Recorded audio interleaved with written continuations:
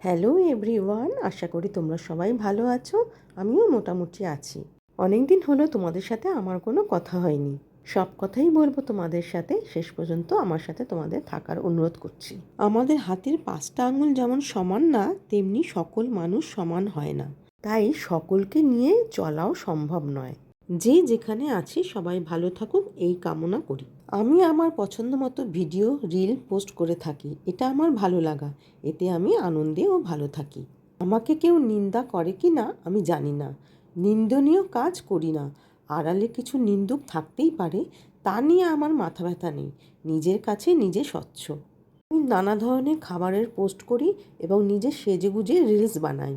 এসব দেখে যাদের মনে কিছু প্রশ্ন জাগছে তাদের উদ্দেশ্যে আমি বলবো, পরে সমালোচনা না করে আপনিও সেজেগুজে ফটো তুলুন। পোস্ট নাই বা করলেন, নিজে দেখুন, আনন্দে থাকুন। স্কুল লাইফ থেকে শুরু করে অফিস, গানের ক্লাস, যোগা ক্লাস, ইউটিউব চ্যানেলে, ফেসবুকে এবং নানা জায়গায় আমার অজস্র বন্ধু আছে যারা আমার শুভাকাঙ্ক্ষী।